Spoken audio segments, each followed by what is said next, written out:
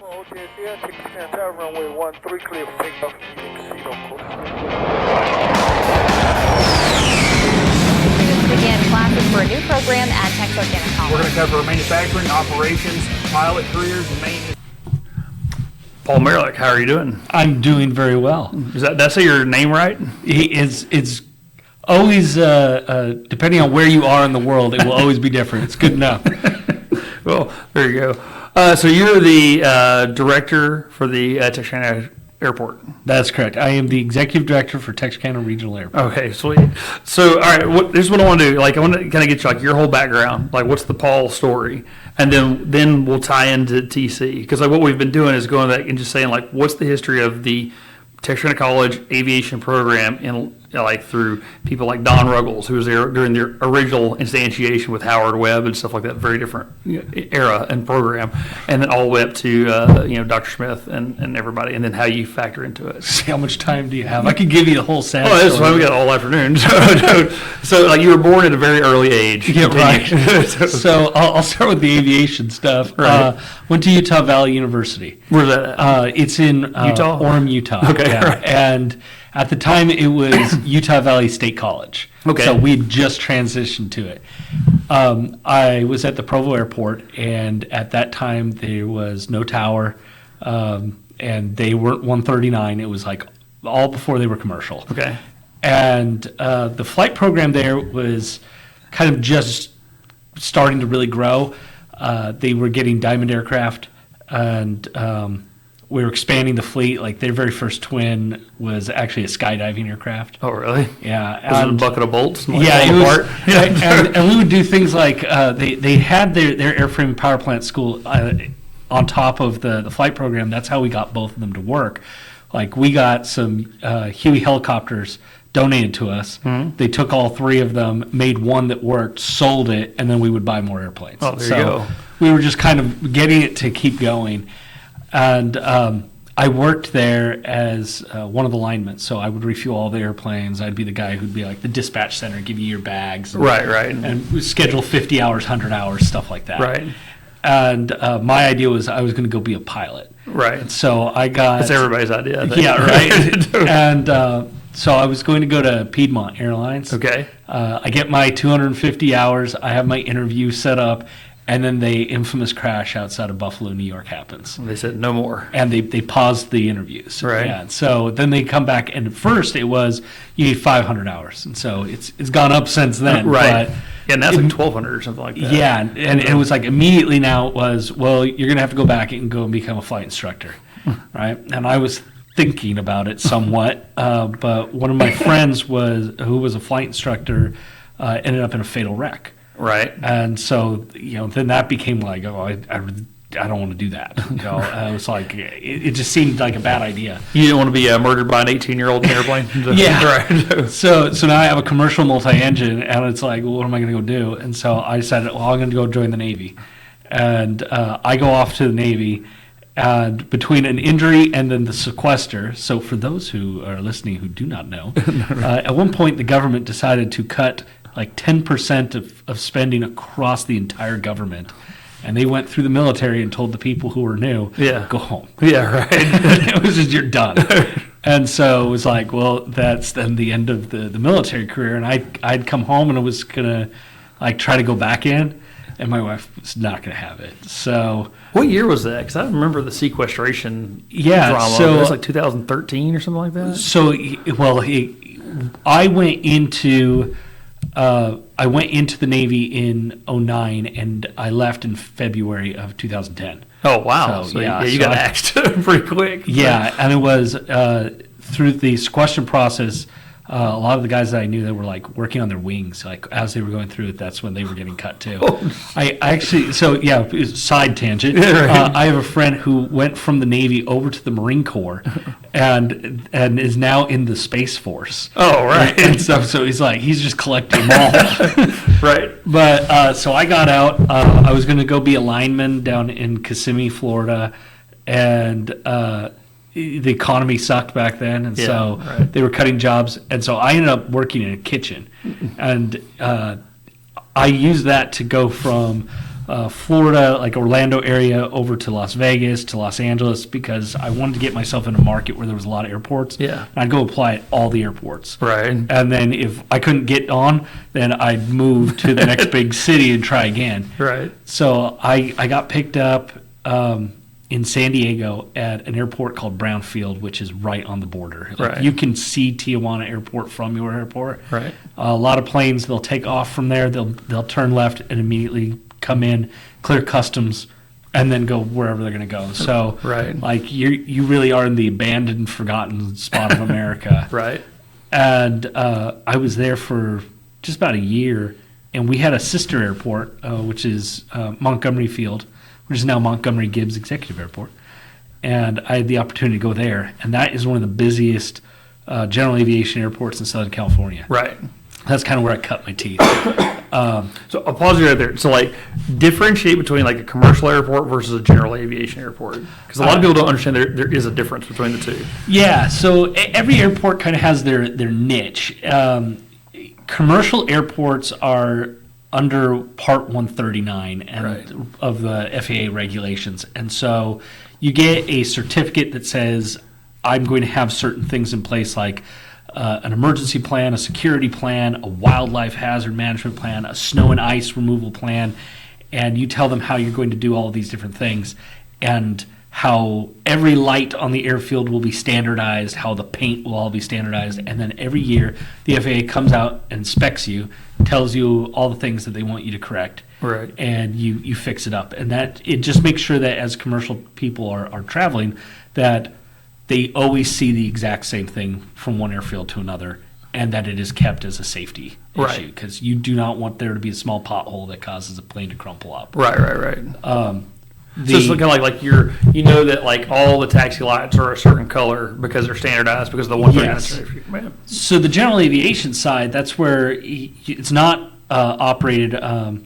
under 139. FAA tends to hand those off to the individual state, and they will then kind of serve different roles. You may have a large, really busy GA airport, which is a reliever, where the idea is, take Addison, you're really close to a commercial airport, and you want to pull all those tiny little airplanes that would otherwise slow down the big planes coming in. To DFW. Yeah, Right. and then that becomes a good place where also you can learn flight training. It's Right. like get them out of the pattern and let them have the chance to learn and grow without causing a problem where if they have a gear up, then now everybody's flight's canceled for like an 8-hour block. Right.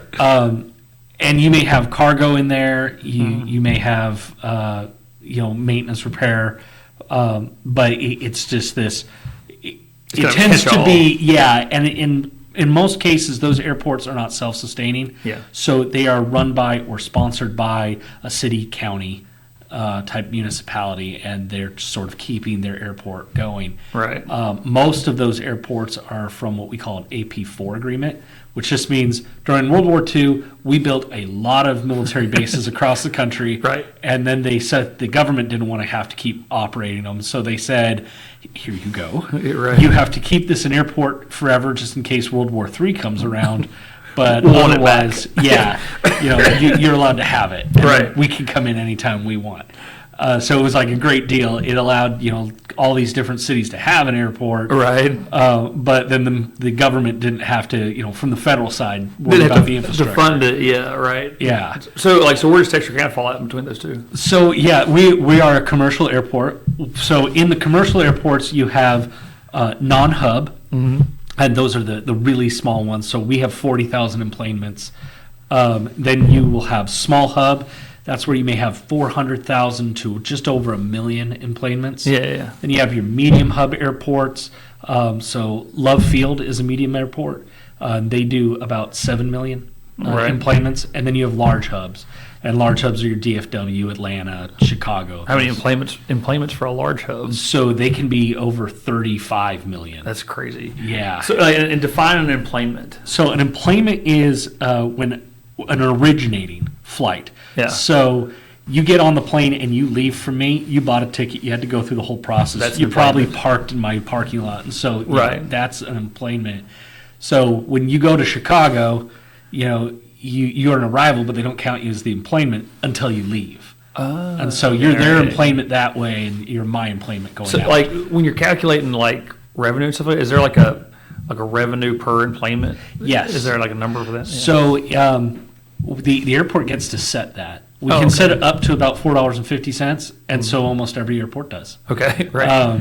And we get the first 2 airports in your destination get that amount. And who pays it? So it's actually on your ticket price. Oh, really? Yeah, so you pay Okay. $4.50 to me, and you pay $4.50 to DFW. Oh, wow. But if you're hopping to another location, they don't get any money at that point. Right. Okay. All right, that makes sense. All right. So yeah, I just wanted to like get like definitions out and stuff like that. So Right. All right. So back to your story. All right, so I was there for probably about another 2 years, and they had kind of the transition where a lot of airports right after Vietnam, a lot of guys came out of the military, and these cities and stuff where they did not know anything about aviation, they would sort of point to a guy and be like, you know what an airplane looks like, Yeah. you should run this place. Right. And those guys were there for 30 plus years. Some random drafted like Yeah. helicopter pilot from the army that's just like airport. Like, and that's that thing. They didn't go to school for it because there was no such thing. yeah. Right. Right. And so you have this, kind of new crowd coming up where I went to be a pilot, but after me, that's when they start creating really the degree to be an airport manager. Oh, okay. And you have those people coming in, but they don't have really most of them don't have military experience. Yeah. Right. So you kind of have these 2 clashing groups of the old guard military with sort of the new age kids, Yeah. and these kids have like tons of book smart where they know what the law says. These old helicopter pilots are like nerds. Yeah, and depending on what kind of airport you are, they're like, well, that's nice, Right. but here's the reality of how we operate. And Right. so you sort of have to learn the how you do things, on the fly. Right. So a lot of the old guard suddenly retire, Right. and they brought in a gentleman who was in the Army National Guard, but he was active, and so an opportunity comes up for him to fly King Airs out in Egypt, Yeah. and I was like, you should do that. Right. Yeah, please go so I can have your job. And so that was the thing, was when he went, they tapped me to be the acting airport manager. Right. So then I got to be for 9 months. All of a sudden, I'm in there and I get to do like whatever chaos I want. Right. That's where when I say it's now Montgomery Gibbs Executive Airport. My claim to fame there is I changed the name of the airport. Oh, really? Which is so much harder to do than you think. What was it? So it was just Montgomery Field. Oh, okay. All right, and so you say, okay, we want to do this thing because there's this like 103-year-old man who was the original farmhouse that was out there, and we're like, oh, we want to honor him. There's like a small group that are like, yeah, let's do that, and they all want it just to be Gibbs Field. Yeah, right. And then the tower's like, we are called Montgomery Tower. People have to say that. Yeah. And then the city goes, well, we'd like to be San Diego Executive. So you're like, great. Nobody's going to be happy, and it's like everybody hates the idea. It's like, Right. but I kept pushing it through, and finally that's where we got Montgomery Gibbs Executive Airport. So it was like everybody got a little Right. something, but nobody got exactly what they wanted. So now everybody hates you as the acting airport manager. But we got through it. It was like we did a bunch of like fun projects and stuff. We were resurfacing a runway, and it's like I got to do these like really big projects that otherwise, you're the guy who goes change the light bulb. You don't get to do any of that. Yeah, right. And so, well, eventually he had to come back from Egypt, and so then Yeah. you're like, well, now you're going to go back into your corner and go. Yeah, go change the light bulb. Yeah, go change light bulbs. And I was like, well, he was really young.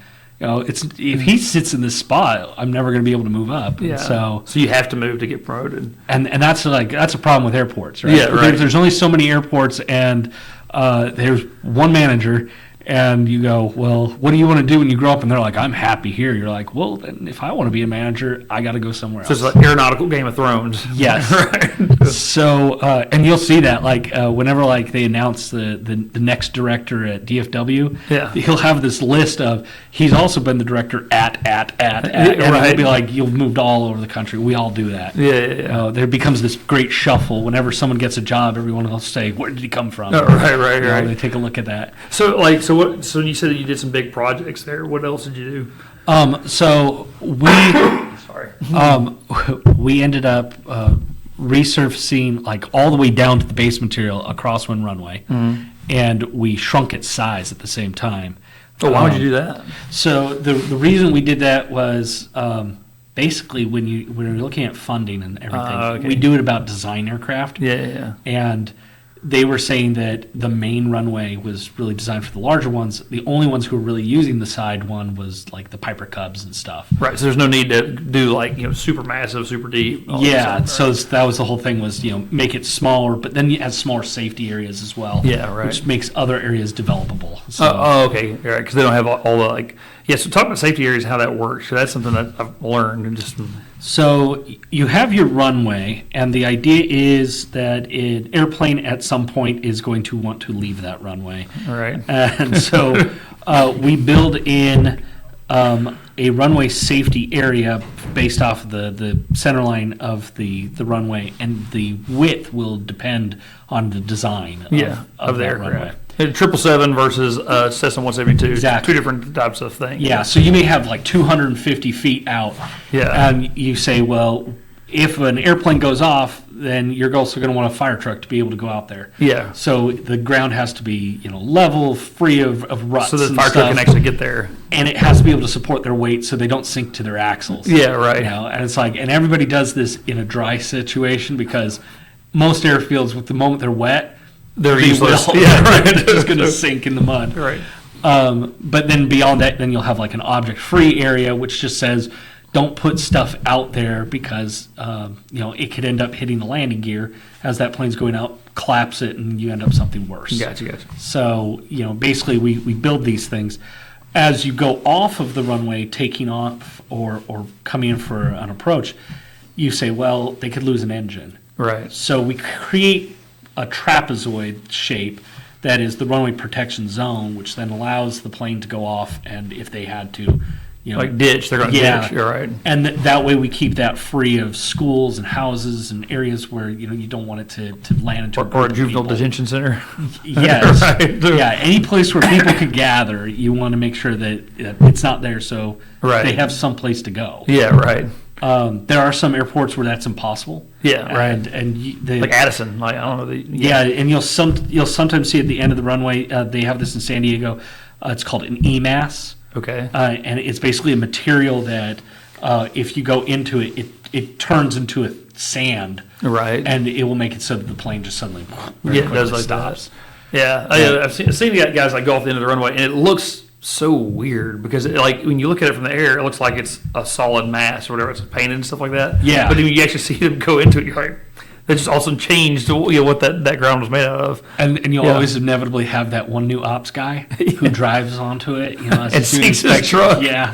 So- And it's like incredibly expensive to fix. Right. So you're like, But Right.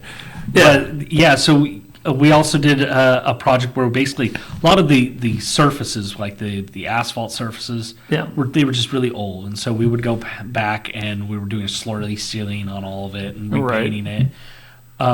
I was there during a time when they had a microburst right on the run, like on the airport. That's pretty wild. And it essentially ripped the roof off of our building. Oh, that's crazy. And so we had to go back and we were doing a whole bunch of repairs on that as well. Yeah. And so it's like you do like as many projects as you can. One of the challenges that people don't realize is, no matter which city you're in, there is a certain level of like approvals that have to go on for you to do purchase orders and to bid things out and then to get those bids back and Yeah. And so you'll start something and 9 months later you'll start actually doing it. Yeah, right. And so it's like, I spent 9 months there, and then he comes back, and all of a sudden there'll just be contractors showing up, and the manager's like, "What's this?" And be like, "Oh yeah, so like 4 months ago, I put this in this thing." And so it was like, so old dude goes to Egypt, flies around, comes back, and it's just like inundated with like shenanigans. yes, all these projects are just happening one after another. It's fantastic. But it's like, I found out that it was about a 9 month turnaround there. When I got to Dallas, some projects it took over a year to 2 years. Oh, right. It was just it was incredible how long it takes to do all that because, bigger airport, more levels of approval and approvals. funding and everything Yeah. else. Yeah. So I ended up leaving San Diego, and I went to Dallas. I was at a general aviation airport, and although it was really busy, like we had 200,000 operations a year, and an operation That's is a lot. either a takeoff or a landing. Yeah. So a lot of aircraft constantly moving. Our tower was run by the FAA. And it's over 10,000 a month. Yeah, Yeah. and we had parallel runways, and people were constantly landing on both. You ever have any mid-airs in that whole thing? So not at that airport, at Brownfield. You did? We did have mid-air. So this is the thing with like parallel runways and like GA environments, stuff like that. Especially if Yeah. they're doing flight training, somebody gets confused and they just go right into the other pattern. I'd be super nervous about that. And we had a lot of folks there that where they were training. We trained individuals who were from foreign countries, so, So they then speak they English. struggle with English Yeah, as well. right, So so- yeah, you have a lot of people constantly talking and stuff, and so yeah, it's challenging. And so I'd always thought, oh, I'm going to go from here over to San Diego International Airport. Right. And I would apply, and I wouldn't even bother. Like they wouldn't give me an interview. Right. So I'm like, I got to go down there. I got to shadow them. I got to give free time so people know who I am. You Yeah, know? right. Yeah, because I figured, if it, name to face, maybe then they'll consider Right. me. They're like, oh yeah, we know Paul. And they said, well, what they do is they're like, well, this is Southern California, right? So they open up a job, and they get inundated with applications. Oh yeah, 100%. And they said, and the first thing they'll do is they'll say, are you from a commercial airport?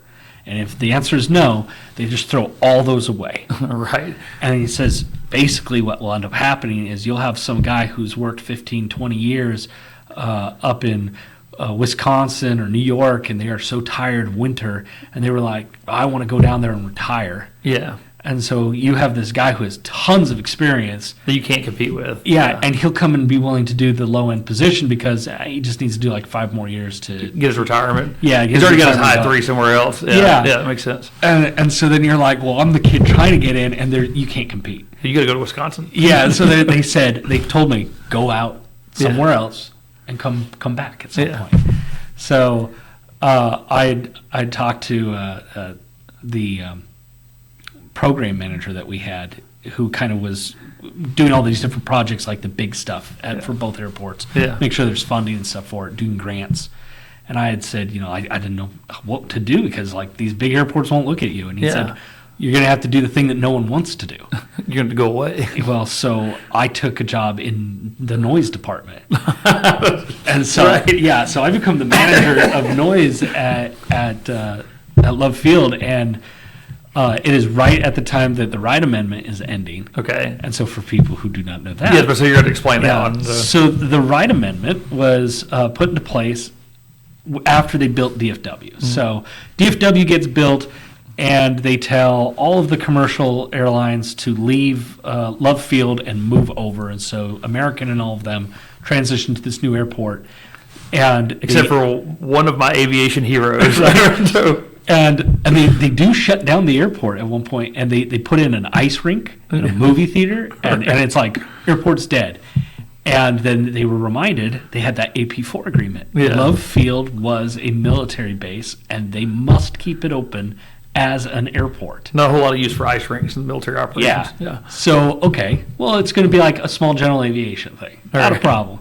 So there's this one little general aviation guy who's like, hey, I'm not a big airline. All I fly is between Dallas and Austin and San Antonio. The Golden Triangle. Yeah. Or I guess Houston. Yeah. Yeah, and they're just going to go out just these 3 little spots.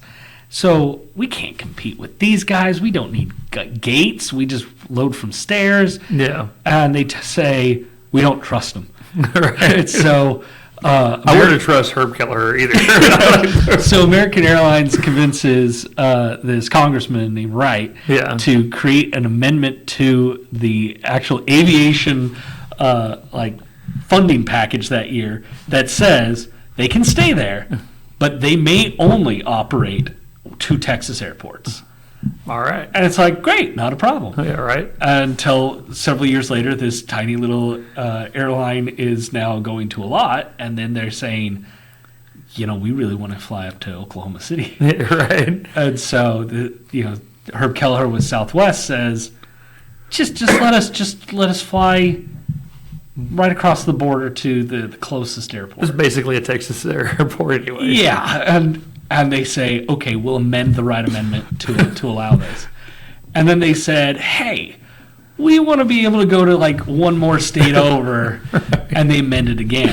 So we're amending the amendment to the amendment to the amendment, right? And so it gets to a point where they've amended it enough times, and Southwest has grown, and see, they operate from other airports, and they're doing international flying and stuff. But Love Field is then just this like bogged down, it can't do much. Yeah. Well, so then they sue. Yeah. And they say, we're being treated different than everybody else. And American is like, as a reminder, they were supposed to leave from there, and this was never supposed to happen. So American Airlines sues. And so then the city of Dallas, the city of Fort Worth, and DFW Airport all sue. Right. And so they're all in this lawsuit against each other to figure out what to do. And they finally say, all right, we will get rid of the Wright Amendment, but there will be all these stipulations. And it's called the 5-party agreement. And it says that there can only be 20 gates at Love Field. They can never grow beyond that. And they cannot fly international.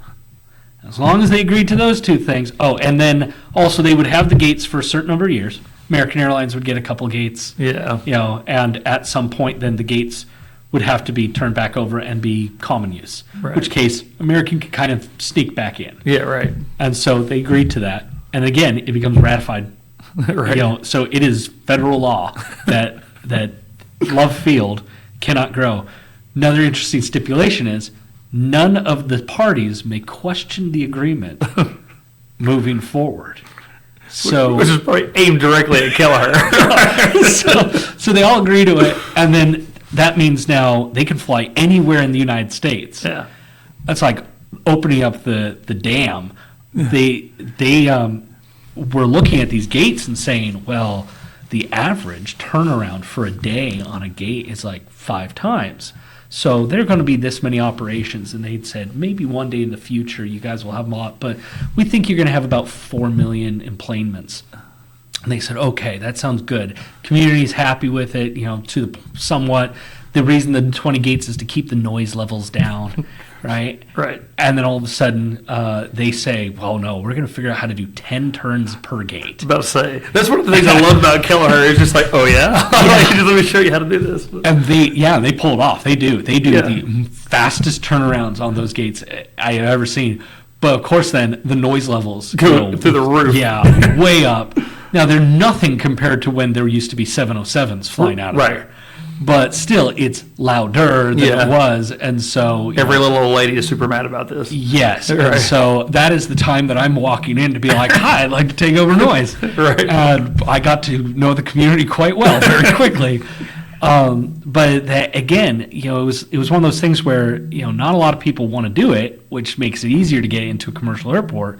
But at the same time, if you're just an ops person, right, if I'd gone into there, I would be doing inspections. I would be going around and making sure people are hitting those things on the 139 to, measure the paint, do the reflectivity, all of that, which is important stuff.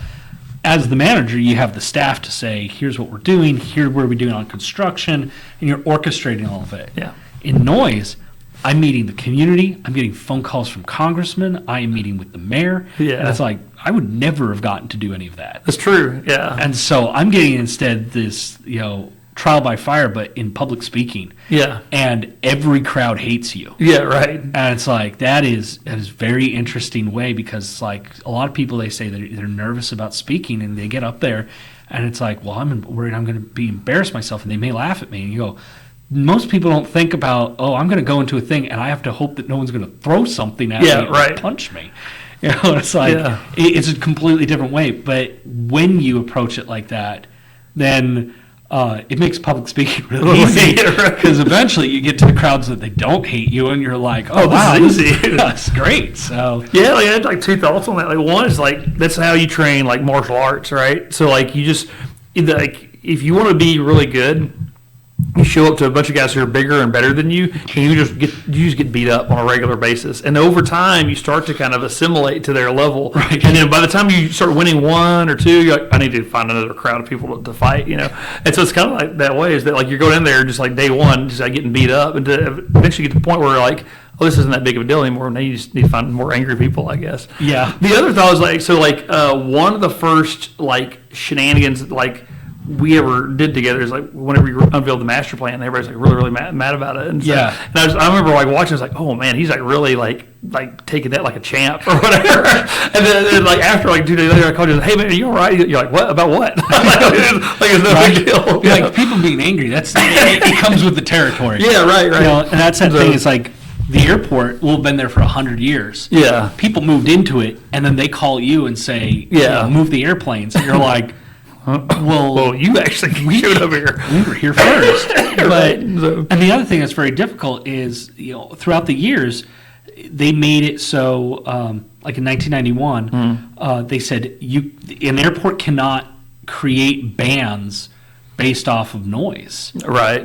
They cannot enact hard curfews. Right. And I'll give a big caveat there. Yeah. For those listening who are in California, anybody who currently had a program already in place, the grandfather. Right. So that's where you look at John Wayne. They do have these things, and also San Diego International. They have a curfew, and really what that is, it's just a fee. So right. The guys who are really rich, they fly out anyways, and they're like, "Yeah, I'll pay my $11." Yeah, right. Like, who cares? They don't mind.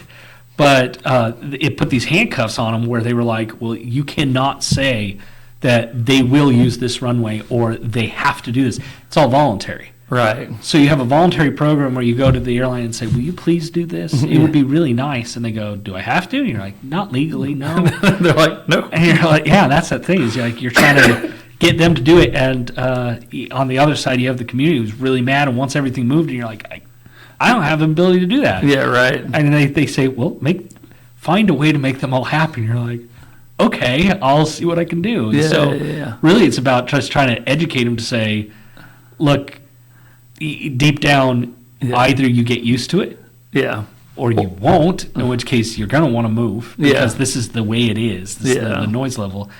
And the other thing is I started to learn that aviation as a whole had drastically changed because when like you and I were young, Yeah. we all have these stories of, well, we went down to the airport, we would hang Yeah. on the fence and we'd watch the airplanes and an airplane would fly over and you'd be like, You're like enamored by it. Oh, right? wow. Yeah. and now they're saying, my kid is waking up screaming because there's an airplane. And you're like, why does your kid hate airplanes? I know, like I would have been woken up in the window. like, And that's where I started to realize, growing up, Dad traveled a lot, and we would go up to the international airport, and I would wait at the gate, for him to show up, and Yeah. I'd watch the people doing all their stuff. And I got kids now, you can't do that 'cause unless they it's are 9/11. flying. Yeah. Then no, they don't really get to get up close and see these things. And so it was like, we need to make a shift there. Yeah, it's like unintended consequences of like all the post 9/11 reforms, like so safety focused that they actually really did a lot to kill like GA and stuff. Yeah. And it wasn't intentional. It's just kind of like a byproduct. And so now we're in this world we have to fix it. See, and that becomes one of those big changes. Pre 9/11, Yeah. from a pilot's point of view, you really wouldn't have seen much of a difference from a commercial airport other than it's busier. Yeah. You have to talk to the tower, you have to be quick. They usually had a GA side Yeah. that you kind of went to. But now you have TSA who says, you have to have fences, you have to have badges, you have to have Right. like all of these different screening things. And when a person flies into an airport like Chicago or Dallas, you expect it. Yeah. And so you go into it and you're like, oh, okay, yeah, I'll go over here. I won't get in anyone's way. When they come to an airport like me, where I have 2 commercial flights a day, and they're like looking around saying, there is no commercial airplane. Why are you giving me a hard time? Because TSA does not have a differentiator. Yeah, they don't care. We're a commercial airport. You have to hit this. And so that has kind of pushed GA even away from the smaller commercial airports to then say, I don't want to deal with all of that. Yeah, right. So it's like, you've seen this shift where, people, even then the cost of airplanes costs so much more. Yeah. Oh, yeah. That GA is becoming harder and harder and harder for younger people to get into. Yeah, just because there's so many barriers to entry, and the cost being one of the biggest ones. It seems like, and so Yeah. So all right. So you're at Love Field getting yelled at by old ladies who don't like Right. noise. Then what happened? So I went and got my master's degree. I went to Embry-Riddle. I did that because going backtrack, The gentleman who was from who was in the army, who had gone to Egypt, Yeah. he'd gotten the job as the manager, and one of the things that they all paraded around was that he went to Embry-Riddle. Oh. And it was like, oh, and Yeah. you're like, I went to a school too. And they're like, Right. they're like, yeah, so Yeah, but it's not Utah school, Embry-Riddle. right? But that's the thing. Everyone knew Embry-Riddle. Oh, yeah, yeah. And I'm Yeah. like, I got to make sure that I had that. So, Yeah, right. So I went and got my MBA, and then it was like, well, now that I have my MBA, well, now I want to move up again. Yeah. And again, there was not a ton of opportunities there in Dallas. Yeah. And you kind of need to have that thing where you're going up in title and sort of in size of airport. You got to design your resume, Right. and make it make sense, right? And it was just at that time, all of a sudden, Texarkana opened up, and they were saying, they really wanted to look at building a new terminal. Yeah. And I thought, oh my gosh, I go there, I'm going to get an opportunity to do something that normally No one ever does. Yeah, you might get to remodel bathrooms or add a gate, but Never- you don't often ground up and build No. something. And I thought, well, that will be really good. So, Yeah. so I came out here, and it has been an interesting ride because I got here in January of 2020, and then the world promptly ended. And COVID. it just changes all of your plans because you're like, oh, I have all these ideas, and now you're like, we got to just survive. Yeah, right. Got to teach people how to wash their hands. Right. And yeah, it's like everything is like every week they're coming out with a new thing saying, by the way, everybody in the staff has to wear masks or you'll lose all your grant funding. Right. And you're like, oh my gosh. And so it's like, wait, we're all trying to adjust to this. And you just, there was one day in April I had stepped out and I watched one person get off the airplane. Yeah. And I looked at the parking lot and it was empty. And I was like, we're in so much trouble. Yeah, right. So, but that became part of that was to then kind of sit down and say, well, it can't get worse. Right. And at least it's not my fault. Right. Right. So then you say, well, if you were to instead look at it and go, the airport died. Right. What would you, if you had a completely blank slate, what would you build? And looking at it, I was like, well, yeah, we needed this new commercial terminal. Yeah. Walking through the other terminal, it was built in 1960, and it was like a Greyhound bus station. Yeah, that's what it looked like. And it's like it has low ceilings, and it was very basic. Yeah. Because it was just mostly a small box to get you from the street. Yeah, to the airplane. Yeah, to the airplane, and it was like, and we loaded by stairs, and it was yeah. designed way before TSA, and so half the building was even unusable. Like Right. there was a second gate, but you couldn't use it because they couldn't put all their TSA equipment there. Right. And so they cram you into a tiny room that can't hold like 30 people. Yeah. And then you say, well, if you try to get like a low-cost carrier, like an Allegiant or Yeah. a Breeze, they fly 150 passengers on their plane. Yeah. You're like, they're never going to fit in the room. Yeah, So they're you're like, always going to be like max capacity rolling out. So yeah, so you're like, if I have two flights and one of them it cancels, I can't fit both flights in this room. So I knew we needed to grow that. Yeah. But the idea had always kind of been commercial. Yeah. And you look at it and you say, at that time we were operating 4 flights a day. Yeah. And you say, well, if we grow into like 5 or 6, that's big growth. But on the grand scheme of things, you look at most other airports, you go, that's nothing. Nothing. Yeah. It's So you huge say- for Texarkana, but basically nothing compared to everybody else. So So then you have to step back and you say, well, so if every airport has its niche, what is this airport's niche? Because it is not commercial, or, Yeah. Right. air travel. Certainly we are a larger city in the area, and it's great that we're able to connect, but that is never going to be the big thing. yeah. And you say, okay, so then the next thought is, is it GA? And because we're a commercial airport, we naturally have all this TSA and stuff, which just sort of shoved people away. And you go, that's not doing great either. Yeah. We're full, Yeah. but we're not growing in Yeah. any regard. And everybody who kind of comes onto the airfield, there's not quite enough here to sustain a business. Yeah. But you're not really drawing big markets in either. Yeah. We tended to have higher fuel, which again, kind of the small guys kind of get Pushed away. out. So you say, okay, Well, so then what's your next thing? You go, well, what about cargo? Here we are, the city is the train station, that's what found the city. Yeah, right. Trains going east and west, north, south, they're like, that's where a city goes. Yeah. And then you watch the freeways do the exact same thing. Yeah. And you say, okay, it's logistics center. Yeah. How can we kind of capitalize on that? You start looking at cargo and you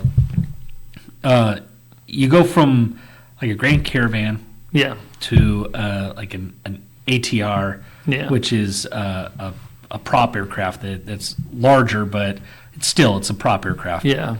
And then they jump almost all the way to a 757. Yeah, right. There's you no think- middle ground. There's no 3.7 like freighters Yeah. out there. So. So you're like, well, okay, can we land a 757? You go, No. because we were designed around small regional aircraft. Yeah. And you think, okay, that's a problem.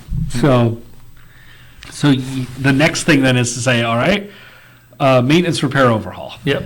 And then obviously you would say up to those regional size. So trying to attract Envoy, to do a repair station here, having Gulfstream or Embraer have a location here. Yeah. And so you're like, all right, I'm going to set out, I'm going to go find these guys.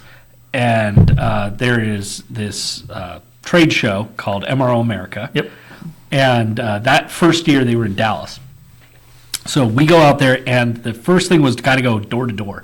Just go to the companies we knew did this kind of work and just be like, hey, by the way, do you happen to be growing? We have And, yeah, that would be, the people who are at the trade show, none of them are really looking for dirt. So, they're trying to sell airplanes. So, like, you're not hitting the right people. Right. But when we talk to groups like Gulfstream, the first thing they say to you is, well, tell me about the incentives package you're going to give me to move to your community. And you say, oh, okay, well, we can do this for taxes. We can run your utilities. We can do this. And then they say, the city of Fort Worth can do 5 times that. Yeah. So. And I can't compete with Fort Worth. We do not have, we don't have the people and the money and all that kind of stuff. And you think, again, you kind of run into this, dang, it's like, here we have this airport, but nothing quite fits because we just can't get anything to really stick. And then we were just having a conversation with a company, and it was a mistake. They were I was told that they needed to bring in 737s, which is about the biggest airplane that we could bring into our runway. Yeah. And I go over to him to say I could bring in a 737. He's like, I need to bring in a 747. You're like, well, which is drastically larger. one digit off. Yeah. And it was just the person who had kind of set it up. They didn't know a lot about airplanes. Yeah. And I had said, oh my goodness, yeah. And I start like figuring out how you would even go around doing that. And I'm like, that would take us more than 10 years to get the runway. But hey, if I start today. Yeah. And he says, I don't look 10 years out. I look next year. Yeah. And he's like, now, if you had a hangar today, I'd sign the agreement right now. Yeah. And, I'm like, it's like, it kills you. Right? Yeah. And I then heard it from another company. Again, 747s. And I'm like, why aren't you talking to Memphis? Yeah. Why aren't you talking to these big airports? And it was basically, there's only about 250 runways nationwide that can land a wide body. Yeah. And Amazon suddenly came into the game and said, I want to go into e-commerce. Yeah. I won't, and I need hangars for all of this air cargo and my airplanes and this fleet nationwide. So they buy up all the hangars. Yeah, I mean, Amazon Air, like, they waved a magic wand, and all of a sudden there's like 777s, 6.7s, 5.7s, all with prime air staff. Like, instantly, it seemed like. And so they buy up all the available hangars nationwide. Yeah. And so, FedEx sees this, and they're like, we need to now buy more hangars to make sure that they don't, push us out. Now you got supply and demand. Yeah, right. All of a sudden, there's no supply of hangars. Every hangar shoots up in value. Yeah. And these companies that were doing maintenance, on these big airplanes, they have a very different economic model than FedEx. Yeah. FedEx has got planes coming in multiple times a day with thousands of tons of cargo. Yeah. And they're moving a ton of money. If you're repairing an airplane, it may be sitting there between as short as a week or 6 over months. a year. Yeah. And it's like, they don't have a ton of landing fees or fuel flowage, but just from the company, you can only charge UPS so much to fix an airplane. Yeah, right. And so they're like, we can't pass on this cost of this new hangar. Like, it's going from a ground lease, which was like 10 cents a square foot, to suddenly $16 a square foot. And Right. we can't afford that. Yeah, it puts us out of business. So they start looking around going, well, where can we go? And it's Yeah. like, well, there's nowhere for them to go. Yeah, right. And it was like, oh my gosh. Now what do I do? I saw this path, Yeah. So I call up the FAA and be like, hey, there's got to be a way. And he says, no, there isn't, because they give the funding based off of your enplanements Yeah. and your cargo. Yeah. And he's like, now, if you have FedEx saying, I'm going to bring in over 500 airplanes, Yeah. they're going to move mountains because they have so much capital to do it. Yeah. But the FAA, they're not just going to give you money. Yeah. And so they were like, that takes like an act of Congress. And it was like, I can Okay. work with that. Yeah, right. So So you're saying there's a chance. right. So it's like, now we have this thing where you say, all right, how much is this going to cost? And the next big challenge was, the company's like, okay, yeah, well, I come in, if I created 200 jobs in your area, you have 200 A&P mechanics for me? Oh, God. And I'm like, no. And so it was like, all right, well, I'm trying to figure out all this funding. I need to figure out how I'm going to create the workforce. Yeah. So SAU had a program in this building. Yeah. And at the time, I think when they first started it, its intent was that it was going to train A&P mechanics. Yeah. There wasn't a huge demand, and I think also at the time when you look at what's going on at the airport, Yeah. we used to have Delta Airlines. They were turboprop, but they were on the field and they did maintenance here. When they got rid of the turboprop and they moved to jet, they moved off the airport and moved their operations over to Monroe, Louisiana. Yeah. And they take all the mechanics with them.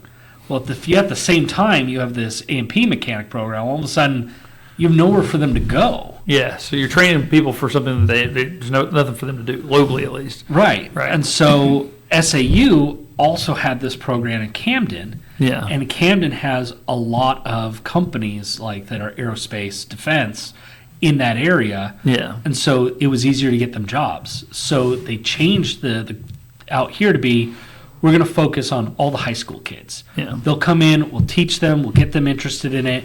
That's a dual credit thing. And then we will tell them, go out to Camden Yeah. and finish And up your it. training and get your A&P.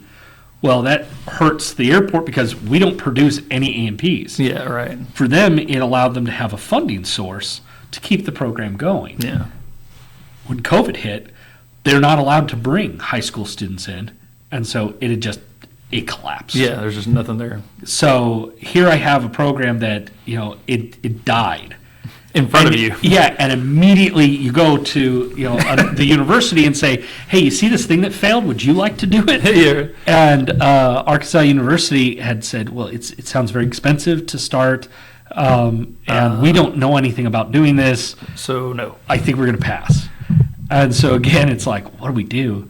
And hung on our wall is this old picture of between the 1940s and 1970s, Texarkana College had done a flight program out here. Yep. And I guess it was before people cared about where the border was. Yeah. Like. Because Yeah. they didn't have a problem. I think it was before people cared about a lot of things. Talking to some of these old Right. guys. So it was like, well, I'll go back to Texarkana College and ask if they want to do it. And I understand that, again, I come in and I'm like, hey, this program you know nothing of that has no jobs locally and had just failed? I would like you guys to spend a whole bunch of money to put this back in because I think I can bring somebody in if you do. And they're like, you are a crazy person. It's like, but I knew if we didn't have the workforce, that's not happening. And so Yeah. it's like, we're going to have to make this work. You got to And- try. Yeah. And boy, it's like, I'm sure you've discussed it, and you will with some of your other folks, Yeah. the grand journey that got you here. Yeah. So then it was to go back and say, all right, we got that going. Now, Congressman, what do you think? And you say, if I build about $108 million worth of infrastructure, I can start bringing these companies in. And again, it's like, that's a That's a lot of money. ask. And, it's always, we've gotten to a point where now you can say, well, this person and this person stepped in. But we go to Congressman Westerman of Arkansas, and he's really the first one we were like, we need you to do this, and we will have to go and get all these other pieces, but you're going to have to go in first. And he's like, yeah, I'll do a piece. Right. I'll do a part of it. And that's like, it finally gets the ball truly rolling. Yeah, right. Because now the next conversation is, we already got this person in. We just need your part. We need you to come in. Yeah. And so it's like, it's been, I was asked the other day, do I do a hard job? And I said, roofing a house in summertime is a hard job. Yeah, right. I do a stressful job. Yeah, right. For me, I sit down with a group of people, and we usually we'll have lunch, and I have 5 to 10 minutes to pitch this whole thing. Yeah. And if they look at you and go, that makes sense, then you got $20 million. Yeah. But if they look at you and go, You're crazy. I don't know, Yeah. not only do you lose that $20 million, but you lost a part, which was important for all of this, which means the whole thing falls apart. Right. And that's why everything starts to turn white. Yeah, It's right. like you come out of those moments where it's like you have to know your information, you have to be confident in it, because you only have 10 minutes, and if you are all over the place, they're like, I don't know about this. Right. So it's like, it has been a timing thing to get each different group. And so the first piece was a runway extension. Yeah. Then we got funding from the state of Arkansas, which is $16.8 million, to do an overlay. Yeah. We're going to do 5 inches of overlay so we could support the weight of up to a 747 8F empty. All right. And then we got $8.1 million from Congressman Rand on the Texas side to do all the taxiways widening, because we have a taxiway, it's 50 feet wide. Yeah. Well, wide body aircraft, that gets really tight. And so You got a really good pilot. yeah, instead of building a whole taxiway that's 100 feet wide, we're just widening the turns. Yeah, right. And saying, we trust that these pilots know what they're doing. For Keep now. the yellow line directly between your legs. And then the next piece, that basically the last 2 pieces were, we needed to go to Senator Bozeman of Arkansas, and he is going to help us convert our crosswind runway into a taxiway wide enough to really allow these aircraft to go down and have hangars on either side. Right. And then the state of Texas said that they would also do it, come in and do a portion.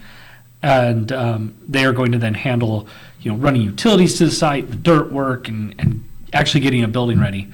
And then the final piece is actually building 170,000 square feet of hangar for the first building. company. Yeah. And so it's like, our hope is that all this will be done and operational in 2028. That's pretty wild. And so it's like, we still have some pieces we're waiting on, but it's like, it'll start moving really fast. Yeah. And It's kind of like a snowball kind of thing. Like you hit that inflection point, all of a sudden it just starts going crazy. yeah, and the other thing is and seeing you've been with me to these MRO. Yeah. In the past, you would come and sit down with a person and say, we're going to do this runway in the future, and then maybe, and you start to look at the timeline, and they're like, you're still 5 years away. Yeah, right. And again, a lot of these companies are looking at next year. Yeah. And we're finally getting to that point where we'll be able to say, we have a pad that's got utilities and everything to it. All you need to do is go get the bond and build your building. Yep. And it's so it becomes easier to get the next group. Yeah. And we're essentially then building a new airport on top of An old airport. an old airport. Yeah. And it's the real neat thing about that is when you look at airports like Roswell or Chenal, they were World War II bomber fields that were big concrete runways, and they were told, maintain it, and they struggled to get the funds to keep that infrastructure. Yeah, there's no one there. There's no tax base. We're the only one building a new one. Yeah, it's true. And so it's like, they all inherited it. Yeah. And we're making this brand new thing. It's like, so we're kind of pulling off a miracle. It was like an 8-year journey to get there, and you're on year 5 right now. So I came out here with the, I figured like, this terminal was going to be like the highlight of my career here. It's just and kind it of turns out, it's going to be like a footnote, because it's like that was the dream of the directors in the past. Yeah. It took them 20 years to get there. Yeah, right. I built it, but it was like they dreamed it. Yeah. They put in a lot of steps, so when I got here, I just had to kind of get the grants and go. Yeah, right. But this was my crazy idea. Right. And it's like, so to see this kind of get through to, we're all kind of talking like the first time one of these wide body jets come in, this community has never seen that. They have no concept of how a 747 looks like coming over their neighborhood. Yeah. And it's like, that will be this, and also how big these buildings are that hold these things. This is a massive change where we're going to now have employees, but they're just the first batch. Yeah, right. And then we keep building these massive buildings on the airfield, and it's like, there's no going back. Yeah. You're not the little airport anymore. No, it'll be a fundamental shift to Texarkana's DNA. Yeah. It's just going to be crazy. What would you say is the moment that, like, whenever this happens, I'll know that, like, we've crossed the finish line with it? You could wait and say when you cut the ribbon on the building. Yeah. But really, the moment that we have to get the funding from the next two groups, right? Yeah. But the moment that the city gets the bond, they're only going to get the bond if the company has signed an agreement. Yeah, right. So it's like, even though it's not built yet, the moment that they say that those bond funds are available, everything is happening. At that point, you just got to put it up. Yeah, right. But really, at that point, you've done it. Yeah, right. And the rest is just sort of the dirty detail. work. Yeah, right. to put it together. But what do you do to celebrate that? Because that's a lot of personal agony that's gone into it. You cry, of course. Yeah, right. Well, it's like an airport never stops, and so it's like already you say, well, it has taken so much effort and time and to get this one company. Yeah. But it's one company, and I got 200 acres. I look at it and say, it's not done until I have no room. Yeah, right. And then you're truly done because, there's nowhere else to go. Yeah, and at that point, you're just maintaining. Yeah, right. I have to resurface a taxiway, I have to resurface a runway, but you're not building anything new. Yeah, right. So it's like, but that would never, if I were to stay here my entire career, right, I probably would not be able to get all of it. Right. It's like, that's like a 50-year plan. But, I think that's the point where when that company comes in, it has fundamentally changed the airport moving forward. And no matter who comes in after me, all that they're going to do is continue that process. Yeah, right. They'll want to keep growing it, but it's like that was the shift was if I had left right after the terminal building and never done any of these things, then they would have, either tried to get more airlines back in, or it's like they try to grow what they had. Yeah. But you would always be kind of limping it along. Right. I don't know how many people would have bothered to try to go through this process. And I will say, at the end of the day, there are so many people behind the scenes. Yeah, they're doing things. Yeah, because it's like when you have an idea and you say, I need to meet with a senator. Yeah. When you're the director of a small airport, it is challenging to get a meeting with the senator. Yeah, you're not necessarily top of their list. Right. Yeah. And so it's, before I ever sat down with him to sell him on the idea, I had to sell the idea to other people who had influence. Yeah. And it's like, that's, I think, part of the story is to say, I go and do stuff and people make phone calls on my behalf. Yeah. And that's what's really making some of this happen. And if those people weren't there, I could have had all the dreams of the world. Oh, you're not going to get anywhere. Yeah, because if they won't pick up the phone, then they don't listen to you. Yeah, right. And so it's like, I have to say, it's like, I know, there's several people who are going to give me credit, and it's great, I've done work, but there are a lot of people who won't get any credit. Yeah. And some of them don't want it. Like, they don't want the spotlight, they don't want to, be named, but it's like, without them, it wouldn't happen. Yeah. And I think this community that's been interesting, is to find who gets in your way. And you're like, I'm helping you. Why are you? Yeah, right. And who comes out of the woodwork to help you? And you're like, how are you benefiting from this? Like, you wonder, because they're putting in so much time and effort, and you're like, and you get nothing out of this. Yeah. But there are people here that they just want to see the community change. Yeah, right. And that's been interesting as well. That's been my experience too. And so, like, even at the ribbon cutting, the reason why I did the patches that way is try to get after that problem set, because it's like, it'd be easy for me to get up there and be like, look what I've done, whatever, and no one would really probably bat an eye at it. But the reality of it is that, like, I'm the top of a very big pimple. Like, like, there's like all kinds of other people that have done all sorts of things in the background that otherwise, if you don't call it out, no one will ever really know how much they contribute. And you take one person out of that equation, it all falls apart. And so, and that's where, like, a challenge of being the director is, like,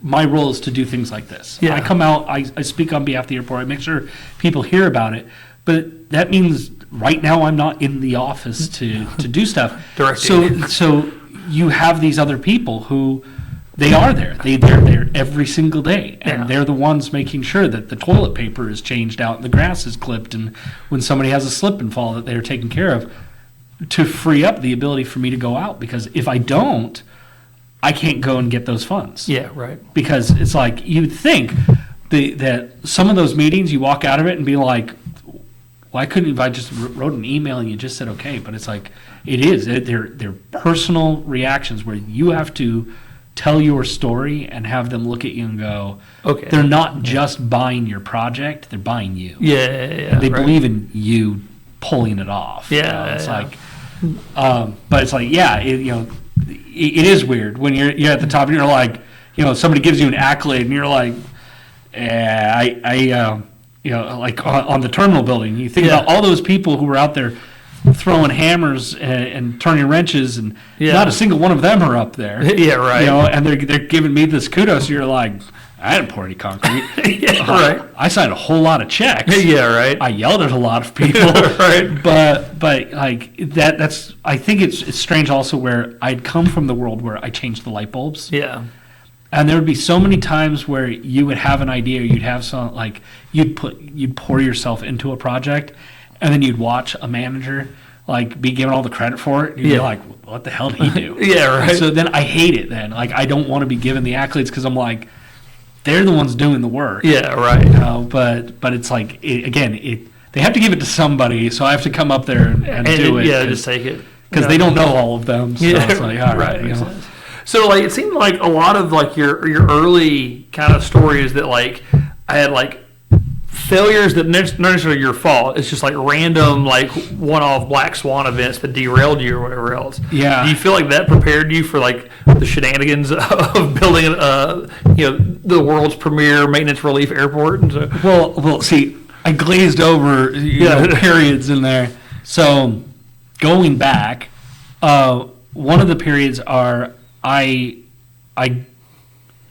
get a job out at Las Vegas. Mm-hmm. I'm working at Planet Hollywood, and I am working my way up to being what is called an inside expo, which means I know how to I know how to do the grill and the fryer and the salad station, dessert, and I'm the guy on the inside who yells out the checks. There you go.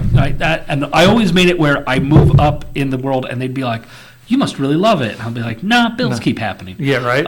So right. I'm trying to make as much money I can, whatever I'm doing. Yeah, right. But no, I don't want to keep doing this. And they downsize, and so I get laid off. And I'm like, that's okay.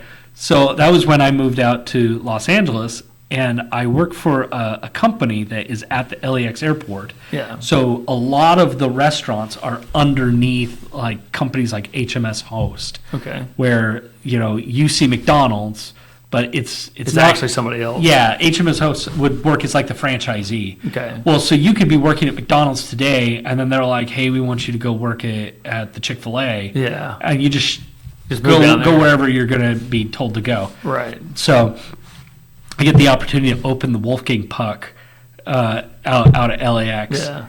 The problem with LA is, one, cooks don't make very much money. Yeah, right. And in case you haven't heard, it's expensive out there. Right. So a studio apartment is $1,500 a month. Okay. They want 1 month down as a deposit, your first and your last month. So you need $4,500 Yeah, right. up front. And I'm like, I don't have that much money. Yeah, right. So I'm like, okay, I will sleep in my car in the employee parking lot. Yeah. And I'll only have to do this for a little while because I should be able to amass enough money that I could then get in there pretty quick. So I tell my wife, who's out in Vegas, don't worry, hang out there for a little bit. And when that comes down, by then I'm sure I'll have an apartment. Yeah. So 6 months later, she's moved out and is living with me in the car in a parking lot at LA. And there are all around us these like Winnebagos where pilots and mechanics are also living. Right. Because there's so many people who work there who cannot afford To live there. to live there. Yeah. And so they have this like squatter encampment. Right. And one of them comes over one day because he sees that we're both in there, and he's like, "Hey, you see that broken down Winnebago?" He's like, "That's also mine." Right. And he's like, "But I just got this one over here. You're welcome to sleep in it. I will probably be more comfortable." And it's like you start to say, "My life is hitting some pretty dark moments here, Right. where I'm working. We're both working. We're doing everything right, but like, there's just nothing you can really do about it. So I had gotten a job interview at Santa Monica Airport, and the way they do their ops is it's through the police department. Okay. So I'm filling out all the police, stuff to go there. I'm excited. I'm like, oh, I'm going to be a policeman, but I'm going to be only at the airport. That's fine by me. Yeah, right. And they're like, what's your address? And I put down P.O. Box, and they're like, can't put a P.O. Box down. We need to know your address.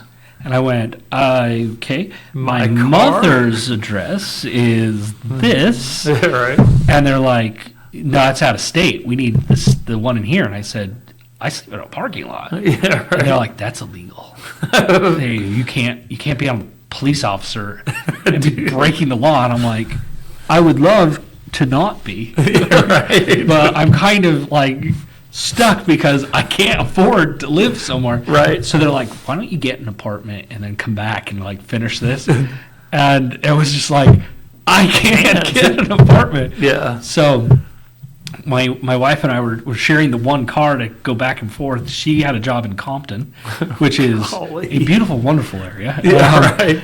And one day while we were getting there, she was like 5 minutes late, and they fired her on the spot. Golly. And I had said, well, you could rush out and get another job. And I'm like, but we already live in our car, so if you got minimum wage, That's fine, too. It's already bad. Yeah, right. So that was where I just told her, we're going to have to give up. Yeah, we're going to go somewhere else. Yeah, we're just going to have to like restart and figure it out. And that was where I had originally applied to San Diego. And I'd done the interview, and I drive down there, and the guy's name is Ernie Gassell. And he's the manager there. And I pour out my heart about how I would be a great employee for him. Right. And he says, wow, if the guy that we're offering the job to fails his background check, you got it. And I thought, no. so unless he's like stolen a car and you don't know about it, Right, we're right. screwed. But because I did that, about 3 months later, so I went back and I resigned from my job. And I was like, I'm going to figure it out. And I just told my parents, I'm going to be in your driveway or something. I'm just going to come home for a moment. Right. But it was 3 months later, San Diego called me and said, are you still interested? And I said, I am. Yeah. And so I came back down and had to re-interview. And they hired me. And the first thing I wanted to know was who was the guy that they hired Right. before me. And the thing was, he had gone to every rental. All right. And I was he was currently working at an airport, and he went to every rental. And I was at that point, I was like, I have to make sure that I'm never passed over for Yeah. for somebody having a thing better than me. Yeah, right. So I need to get a degree from him. and I'll tell you, this gentleman is probably one of the best people in aviation I know. Right. So even though he became like he's my rival, right? Right. He's also a really good friend of mine, and so Right.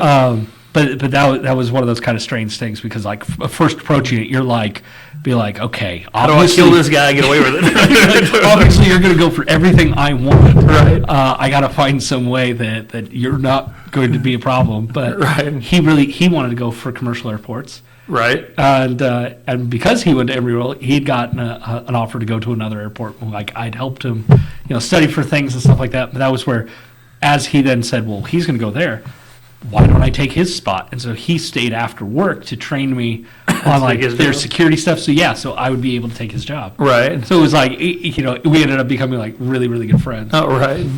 But yeah, it's like disappointment certainly does train you to be a director. Yeah. But like in the early days, I just wanted to be an airport manager. Like Right. just at a GA place, I was fine with that. Right. And while I'm the interim, the guy who's the director, he says to me, what do you want to be when you grow up? And I'm like, this. And he says, you're already doing it. Yeah. And I thought, yeah, I'm kind of temporarily doing it. I Right. would like to permanently do Right. it. Yeah. Know that this doesn't end someday. Yeah. And he said, you're shooting too low. Yeah. And so he kind of forced me to go and become a director. He had completely undersold exactly what goes into all of it. Right. But yeah, that was where it was like, okay, I would try to go and be a director. And it's like always been getting that next step. And it is different. It's like you come from ops, you're like, I'm going to learn how to fill the pothole. Then you become the manager, and you're like, what I'm going to do is I am going to not only make sure the pothole's filled, but I want to make sure that all the equipment and stuff that he had is better. Because when I was in his spot, It sucks. it sucked. Yeah, And right. these are some things that I know would help because I was just there. Yeah. Right? And you're like, I'm going to go do those things. And then you get into the director, and it's like, get off the airfield. Yeah. And you think, well, no, I want to be out there and I want to be touching stuff and I want to be telling them, oh, yeah, go cut this or do that. And it's like, no, you got to get out of their way. Yeah. And really then it's just, I need to go find the money to provide to the manager so Yeah. he can go do that. Yeah. But it's like, he needs to go and be out on the airfield and I need to not micromanage him. Yeah. Right. And letting go of an airfield when like that was your blood. Yeah. It was difficult. Yeah, that was difficult because instead you're moving to the politician side. Yeah. Like I got to deal with city council members, I got to deal with board members, I got to deal with state, and the whole time it's about how do I get more money that I Right. can turn around and go, all right, you're going to decide what piece of tool you need, but I Right. need to get you as much as I can. Right. And it's a completely different world then. Yeah. Right. I know why he needs it. I know what he needs to do, but really, I need to let him do his job. Yeah. Right. And it's like, I think that's where directors sometimes fail is because they don't let go. They don't make that transition. Yeah, and they Yeah. want to still be the guy turning the wrench, and they'll somehow feel that because they did it in the past, they still know how to do it better than you. Yeah. Right. And yeah, it's like, I have more experience. I've turned lots of wrenches, Yeah. Right. But at some point you go, but if I'm always turning it, they're not learning. Yeah. Right. And are they going to make mistakes? All the time. Yeah. Right. But again, if I tell them, I want you to go do this, I want you to go, I want you to go put a shed out there. Yeah. They're going to go, I've never built a shed. I don't know anything about sheds. It's like, and I can certainly tell them certain things about it Yeah. that you want, but in some ways you want them to go out and learn Yeah. and have a chance to make mistakes. Yeah, yeah. And then you come in and tell them how they can fix it. Yeah. Yeah. But it's like, and certainly you want to guide them so it's not like a disaster. Yeah. But it's like, yeah, you do. You have to let people go out and get dirty because otherwise they don't truly learn. Yeah, right. They're going to depend on you. That was like the first. So I got promoted, went from specialist to sergeant in Baghdad, and like I remember like promotion ceremony. We go back, and I was working nights at the time, or it was like a swing shift. And I go in there, and my platoon sergeant's like, "We got to do all these things," and he goes, "And clean out the Humvee." And I was like, "Okay, cool." And so like he turned around, and went doing whatever he was doing. And I stepped out, and the first thing I saw was a Humvee. I was like, "Oh yeah, that needs to get cleaned out." So I started cleaning it out. In like 30 seconds, he's like in my face, like, "What are you doing?" And I was just like, I'm sitting there going like, well, "You just told me to clean out the Humvee." He goes, "I didn't tell you to clean out the Humvee. I said they needed to clean out the Humvee. Your job now is not to do the thing, but to make sure that they do the thing." Right. And I was just like, oh. And I remember that at that point it became very difficult because I can trust me and I know that I know what I'm doing. And so I would want to go do things. But then every single time I'd be like, no, I got to get this guy to do it. And then just painfully watch him be like, how do I change the oil on this helicopter, whatever the thing would be. And I'd be like screaming on the inside. And for about 6 months, it was really, really difficult to do. But once I kind of got there, got comfortable with it, it was a little bit better. And then this job is the same way because I've got like 2 employees now. And so like they're constantly going to be like, what about this, or how do I do that, or whatever. I'm just like, I don't know, figure it out. Right. Because like if I sit back and solve all your problems, then you become dependent on me, and you don't become like a value add to the team anymore. Like you're just basically another finger that I have that I'm out there doing something with. Yeah, and so that's where coming here, one of those interesting moments, kind of as a reflection of you try not to ever speak poorly of anybody who was in the seat before you, because one, you don't know exactly what was going on. Yeah, and most often than not, they did the best with what they had. Yeah, but one of the comments that I got really early on was, I brought in my fire chief, and I brought in my finance director, and I asked them what did they think on a thing, and they were like, in 25 years, no one has ever asked them what they thought. Right. And they're like, you're the director. Yeah, you just do your thing. Just do, and it's like, you're my senior staff. I want to get your opinion. You'd be like, yeah, I will make the decision of what we're going to do, but it's like, yeah, that's that kind of thing. Is like, you need people who can give you ideas. Yeah. And so they need to start having enough ideas to be able to be clever enough. Yeah. But they don't just be like, what should we do? Yeah, right, yeah. Because it's like every now and then you're like, well, I have an idea or maybe 2, but I need to bounce off with people. Yeah, and really kind of work through a problem. Yeah. Because like a great example of that was, when I was the acting manager, every single day I'd go into the director's office and I'd be like, oh, we could do this or we could do that. And he'd be like, that is a terrible idea.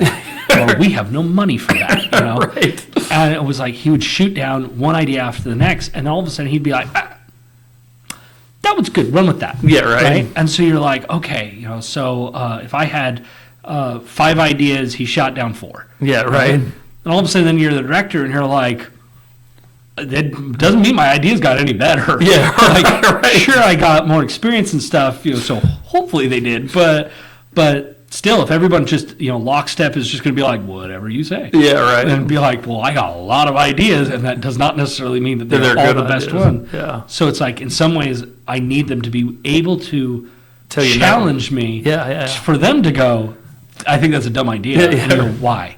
Yeah. And get them to tell you, and then you can be like, okay. Yeah, that is and dumb. bounce another thing, so I can bounce it back with them.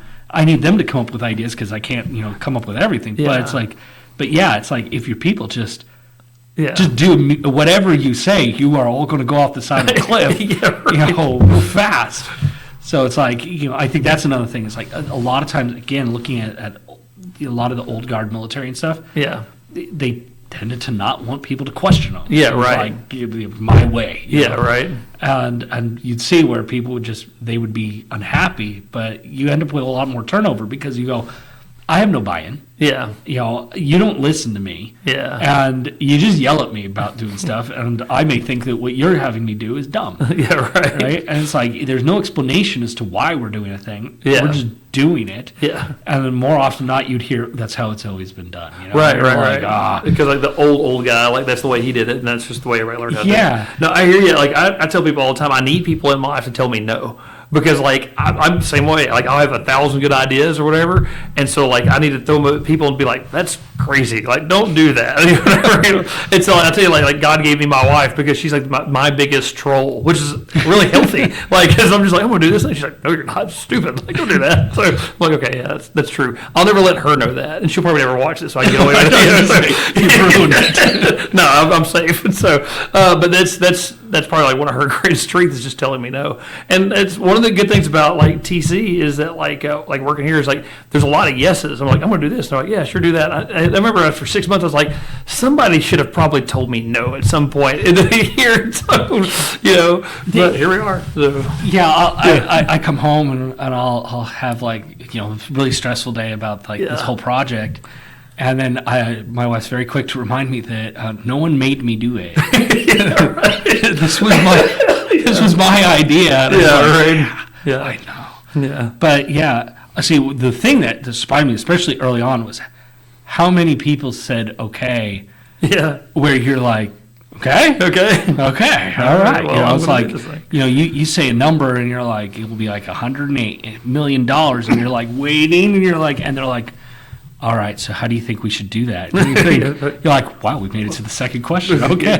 Right. But it's like, because you really do. You expect that somebody's just going to be like, Yeah, like, yeah, no. Yeah. And it's just, it's been really strange going through this and being able to get one more piece closer. Yeah, that's something that's really kind of. So I grew up here, and I never once picked up on this until I started doing like these interviews with people and stuff.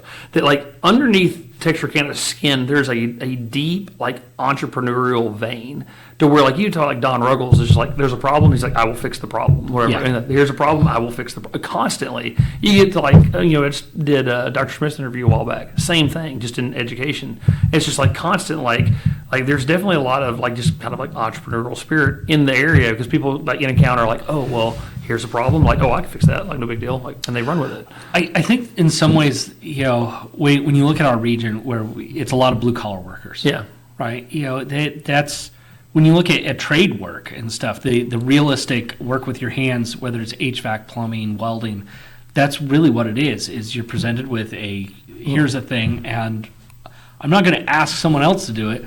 I got to do it. Yeah, right. And so it's kind of bred into it because most people here will be able to say they have a family member who works over at Red River or Cooper Tire. Yeah. Or Domtar, one of the paper mills. And it's like these are people who work with their hands. And the other people, they work on farms. And so it's like, or they work at Cooper Tire and the farm. Yeah, there's a lot and so of it's that. like, we got cattle, we got chickens, and it was like you have all these different problems and they have to do it themselves. And so it's just always how it's been. Yeah, right. But yeah, in some ways it's almost as if they don't see it themselves. Yeah. Where you go, when I bring in a company and we tell them, we'll create their workers, the workers that they get are a better class of workers. Yeah, because 100%. they show up. Yeah. They put in honest work. They put in good work. Yeah. And they don't complain about things where like, if you've ever been at a tire factory, it gets over 100 degrees in there. Yeah. There are people working there all the time. Yeah. And it's like, this company coming in, and they're going to have climate control. Yeah. And they're saying, well, it's tough work, and you're like, compared to working in that, Yeah. that's nothing. Yeah, right. This is going to be a great thing for them. Yeah. But it's because people are willing to actually work. Yeah, and you see that in communities like, West Virginia's always been like the coal mine. Yeah, right. There's just some places, especially like the flyover states where it's a lot of farming and stuff. Yeah. People just don't think about that. They just figure it out whenever they encounter a problem or whatever. Right. And, But when you get to like the bigger cities, people have more money. yeah. Well, as you get more money, then you say somebody else will fix my car. Somebody Yeah. else is going to do the oil change. Somebody else is going to come do the plumbing. Somebody else is, and so they have that mindset of, I will get someone else to solve my problems. It's a good point. And I can see it because, I mean, you bring that up. I never put together the blue collar nature of Texarkana, but that's definitely the case. And like you can even see it with the students where I'll do it's military term AAR and after action review. Like it's after into every class, like okay, what went right, what went wrong, how do we make this better? And I'm looking at it from a like a learning organization. It's like okay, we did this thing. You're the first people that have ever done the thing. Did it go right or did it go well? And like they always have really good feedback. And they always have a solution. I've never, to date, we haven't had a situation where the students are complaining about a thing and they don't have like a fix for it. There's always like, well, this didn't go well, but if we did this, it would go like a lot faster and it would alleviate this problem. And so like our coursework is like constantly kind of like, it doesn't really change, but it has evolved in the way that we've presented it because like of feedback from them, and every single one of them are local. And so it's like, it's really interesting to see that blue collar problem solving kind of mentality towards everything that they come across. They'll fix problems on their own that at the end of class, I'm just now becoming aware of the problem that they should have brought to me earlier on, but they fixed it on their own. Right. So it is kind of interesting. It's just bred into who Texarkana is, so. As I look towards the future, where I see that the airport is going to end up having a problem though, is that we have these wonderful people who have been here for a very long time, who have been working at the airport for about 25 years. And that's where I always say people who have experience in aviation, they all work for me. Yeah. You know, it's like they're already here. Yeah. But I'm going to have, within the next, 5-6 years. Some turnover. And it's all of these really high positions. Yeah. And you kind of lack a really good next generation of people To fill their shoes. to fill all their shoes. And it's a lot of where you say, you take out your chief of police and fire and finance and operations all at about the same time. Yeah. Then as the director, you have to be able to get the next person. In many cases, there's also very specialized pieces that they do that you have to understand. But at the end of the day, I don't put out fires. Right? Yeah, so, right. You're gonna have to have somebody to come in and do that. I understand you need a hat and a truck. Feel like, where's the Dalmatian? Right. But that's kind of the thing is, even in your position, mine. Yeah. And there is always going to be the next me. It's like, how do you raise up that next person when you work in an airport like Love Field? There's plenty of people. Yeah, you have over 100 employees, and you can see like there's 10 people that you're going to start kind of moving grooming. into lower managers and stuff that will be able to kind of be in a fit. And maybe your position itself, when you leave, they're going to have to bring in someone from the outside, but you can have a lot of choices of folks to come through. Yeah. For me, my number 2 is the guy who's going to retire in 5 to 6 years, and then you say, okay, so not only do you have to replace him, but what happens in 5 to 6 years with me, or beyond that, just because they've slid into there, they're not ready to take my shoes. Yeah, right. And so that's something that I look at, and you go, the airport is going to have this. One, there's an opportunity where a lot of people could come in, but where you come out of school in finance. And you've learned bookwork, and you need that's kind of street cred, right? Yeah. You can't just jump into the airport, but you can't easily just pull someone who worked at Walmart who did finance and pull them into this because the airport's so unique. Yeah, right. And so it's like, there's this thing where I'm trying to work through where other airports are like, well, you need to create this succession planning. And you're like, well, when you only have a staff of 16 people and most of those people are mowing the lawn, you don't really have a really good line. Yeah, right. And I know it won't just be my airport because, a lot of the old guard are still retiring out. Now it's the Desert Storm, group. They're all going to be retiring. Yeah, right. And it's like, it puts us as being the ones where, we're in the director positions, and there may be opportunities for me to go to a larger airport at some point. Yeah. But at the same time, you don't want to kind of say, what happens when you go? Yeah, you don't want to just chunk the keys and be like, later, Yeah, losers. you want to see that it continues to be able to operate as this machine. And again, it's like I see everything that I've done, and you go, could you easily pop a person into where I'm sitting and have it just keep easily going? Because I guarantee you at Love Field, it's like putting your finger in a bucket of water. The moment you walk out, you can see how much of an impact you put because it's like you never existed. Yeah, right. And within 5 years, you look back and you're like, almost half the staff has turned over. It's like massive. Yeah. How many new people and stuff have gone through there, but the airport never even felt a thing when their director stepped down and they get a new person in.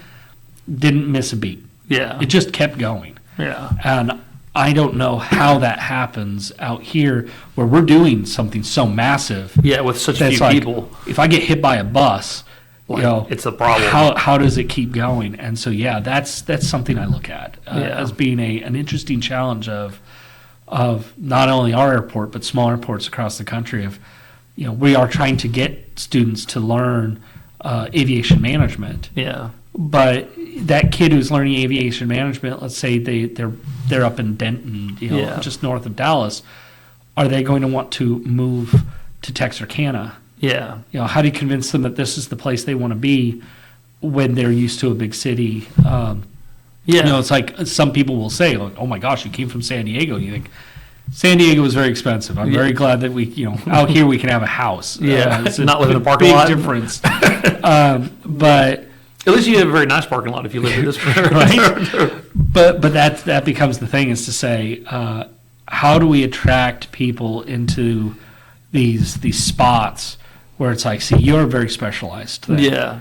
If you went, who in Texarkana can easily pick up the baton and you go, you're going to have to pull someone out, and can you do that? Yeah. Can you convince somebody from outside to come in? No, yeah, that's a good point. Like, so, like, even me, like, the only reason that I'm here was just by a, kind of like a lucky sequence of chance. I just happened to be in Texarkana, and then this was going on, and they're like, "Hey, will you please go down to TC and talk about this thing?" And they're like, "They're going to land 777s at the airport." It's like, "No, you're not." Like you have no idea what you're talking about. So I get down there, and then I learned about all this backstory.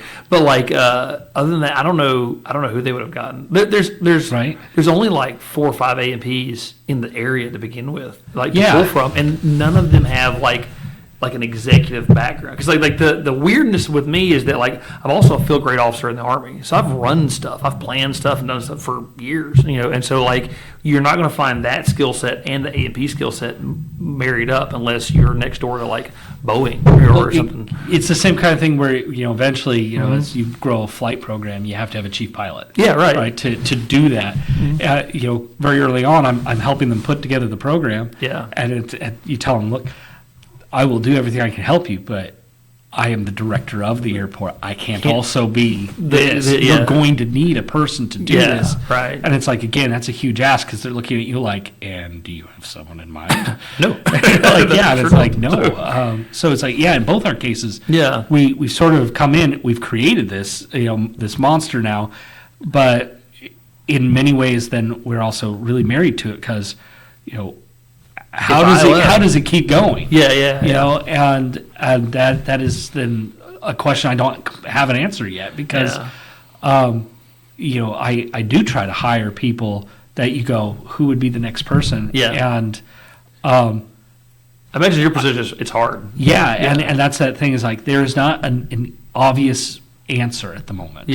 Because as I've grown my group, it's with other individuals who you look and say, they're also going to retire within that 5 to 6 years. And it's like, so I have an incredibly knowledgeable staff right now, but in 10 years, you're going to have a bunch of people who know very little. And they're going to be expected to be the ones in charge. Right. And you're like, wow, that's a lot. That's scary. And that's the other thing, is like, I benefit from the fact that I come in, this is my first director side. I've been a manager, I've done that, but now I get to be the director. But I'm surrounded by people who have 20 years of experience. Right. And it's not like I have to go out and say, here's how you use a fire truck. They know what they're doing. Right. And really, it's about saying, how can I make your job easier? And they go, wow, I'm glad someone's doing that for once. But it's different when you suddenly go, I'm the guy on the top of the pyramid, and everyone's looking at me going, I don't even know how to do my job. Right. And you're like, whoa, okay, that is different. So it's like, yes, you have to be able to say, oh, you're going to have this much training, and I can teach you to do these things. But at the end of the day, they're all very specialized. And you go, could I, if somebody came in and needed to be the new fire chief, could I devote a lot of my time to train them and kind of walk through it? Yes, but could I also be doing that and ops at the same time and finance at the same time? You go, no. And that's, I think, where I look at it and go, if they were to all retire at once, it would be overwhelming. And it's like, there's only so much that you can do. So I think that's then the question, where it's like, we look at all these things to try to solve the financial problems. But there's a very human problem. This waiting in the wings. And it's the harder problem, really, because you look at it and you say, you can't just hire someone because they won't have that expertise. I got really lucky. My ops manager, Russell, he's spent years in the Air Force doing exactly this. Right. So extension of what he was already doing.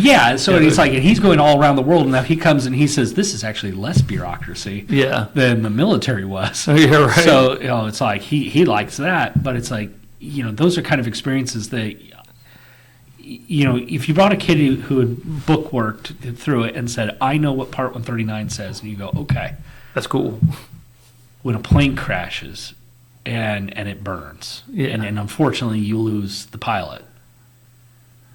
Have you seen that? Yeah. Have you smelled that? Yeah. Have you experienced that? And it's like, you always see that person who, they're really good talkers. They're really smart. But it's like when the car wreck happens, they sit on the ground and they don't know what to do. Yeah, they just got Right? freeze. And you need that person who can kind of tuck it away Yeah. and deal with the problem. But you won't know that Until you get to that moment. until you get to that moment. And that's that thing. Is like you can't do. No college is teaching that. Yeah. And that's, I think, another one of those big problems. There's a bunch of people out there really smart who really at the end of the day should not be ops managers. Yeah, right. And it's not that they're incapable. It's just when they get to that moment, Yeah. they won't be able to handle that moment. Yeah. And really, we say we train and sit around and wait for the day to never have to do our job. Yeah, right. Right? Because really, we are constantly preparing for that bad day. Yeah, right. But yeah, until you've had it happen, you don't know Yeah. if you can handle it. And I don't know how to train that person. Yeah, right. It's like, and I remember, in the military, they would tell us they're going to put us into an environment where we're going to be shot at. Yeah. Right? They're not allowed to shoot at us. Yeah. So they have to find other ways to stress you out. Yeah, so they're gonna yell at you. Right. So that's why you're not getting sleep. You're not getting quite enough food. You're over-exercised. And they're constantly screaming at you where you can't even tie your shoes right. Right. But the idea is to finally mentally break you and then say, could you make a decision? Yeah. Was it a bad decision? That's fine. They'll teach you what decision they want you to make. Right. But can you make a decision? Yeah. And that's how they do it. And it's like They can't do I'm that. pretty sure that they wouldn't allow me to do that. There's some HR rule out there that I Right. can't be like, new hires, you're going to get to do this, SS Buttercup Yeah, right. training. But Good. in some ways, you need that too. Yeah. To kind of weed out, who they're going to be. But it's like, who do you tap as being the future airport Manager and director. director and All that good stuff. yeah. No, I tried to bake some of that stuff in our curriculum here. So I'll give you a real world example. So it's like 20 degrees outside. And Yeah. Keith is like he's the other instructor. He's like, hey, it's really cold outside. Let's just not open those doors. I'm like, look, man, whenever they go work for American Airlines and it's 20 degrees outside, guess what they're going to do? They're going to walk right outside and they have to figure it out. So if they don't want, if they are scared of the cold today, Yeah. they're going to fold on that day. So it doesn't do us any good to train somebody for a year to be an A&P to get to that point and be like, oh, we have to work outside now? No. No. Great example. Yeah. I had a conversation with a gentleman just yesterday about it. Yeah. He says, you wouldn't believe how many colleges, they learn to weld, Yeah. right? And he's like, and they'll learn to, TIG weld and arc weld and aluminum weld, right? And he says, and they come out to my job site and I tell them, we're building this radio tower. Your work is up there. Yeah. They're going to be welding 150 feet in the air and they will look at him and go, Nope. Not doing that. and he's like, you're not doing your welding Yeah. on the ground. And he's like, how many schools put you in a harness and make you hang there Yeah. and try to weld and say, well, when is this going to happen? Ever heard of a bridge? Yeah. You're like, they do those kind of things all the time in real world. Yeah. As you're building, we're building a hospital in town. Yeah. They had to set the steel. Someone had to walk on a beam and weld it. And it's like, there were no floors.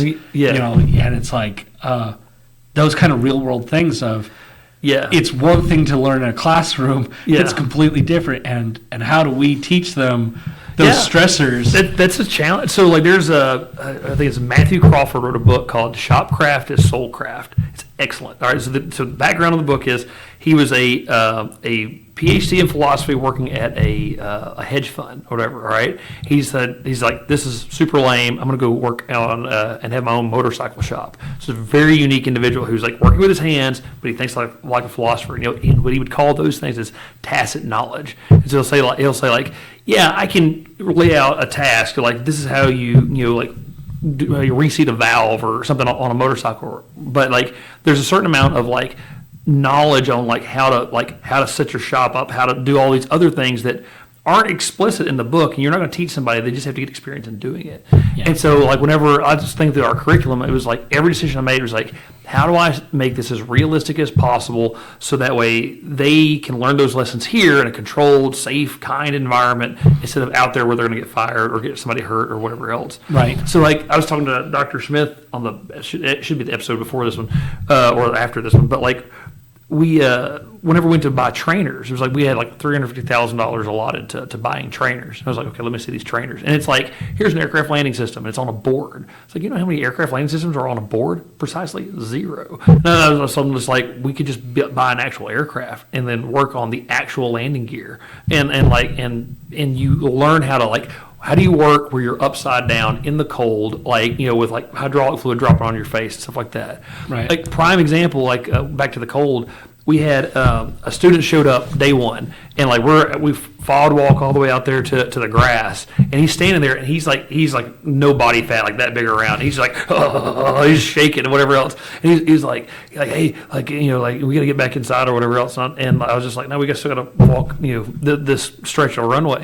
And he's just like sitting there super cold. And he came back in. He goes, we have to do that every day. I was like, yep. And so like the next day he shows up. He's got like long johns on. And I was like, okay, now you're learning. Like, you know, it's I don't have to teach you. Just like I just have to like expose you to some of the little nuances to this job, and you'll figure it out. And so Right. it's little things like that, I think, go a long way. So, side things. Yeah. Do you teach, like, I would imagine in an A&P shop, you know, eventually somebody's going to get hurt, Oh yeah. right? Do you guys spend any time to say, hey, we're going to do like a first aid? Yeah, that's in the work. It's kind of like version 2 of the class, Okay. how to get there. Some of the stuff, like with like human factors, you'll get into where it's like, here's the eye wash station, stuff you do, like Right. where it's like, you'll do that in the first place you go. It's like kind of like workplace safety. But I'd like to get them to a point where like, this is how you apply a tourniquet. This is how you stabilize, like if something's stuck in somebody's chest, how do you do different things? Kind of like in the Army called CLS, the Combat Lifesavers, but it's basic trauma response, you know, to things to help keep somebody alive. I'd love to get to the point where like everybody's CFR or CPR certified as they go out, but it's just trying to find the time to do that is a challenge. I know that we've talked about with this program that, you know, kind of adapting it for the realities of what they will really be facing and modern technologies as well. Yeah, right.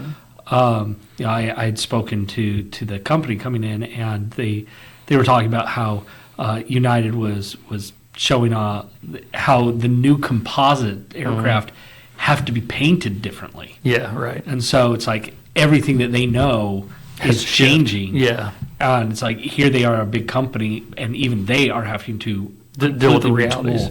And they'll have to do both, you know, as it transitions.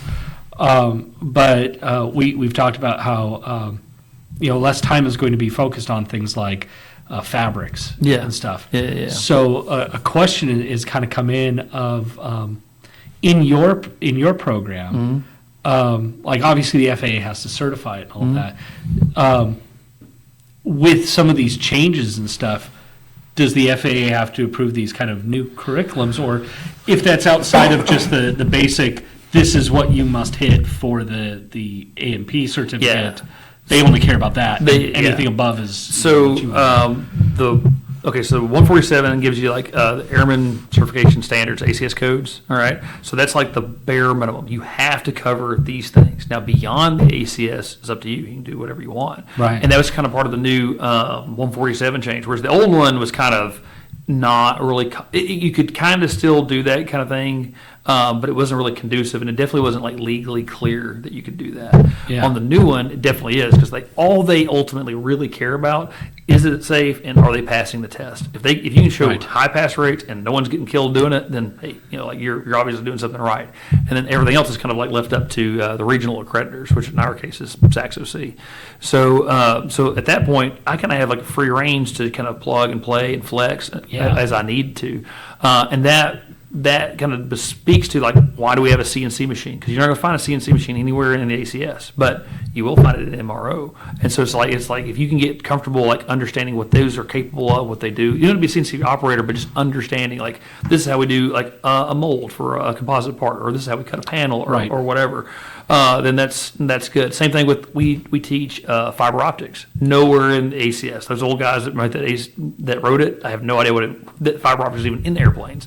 But the 737 MAX, 87, they all have fiber optic lines. So they were teaching them how to do light loss tests and things like that. Like they don't have to be proficient in it, but they have to understand what they're doing, And so we'll just demonstrate, be like, hey, look, everyone kind of get this idea. So that way, whenever you show up at a job site, they're like, well, we're pulling a DPC over the 737 MAX, and we need to make sure that like all the fiber optics, they don't go like deer in the headlights. They've never seen it before. They understand what they're doing.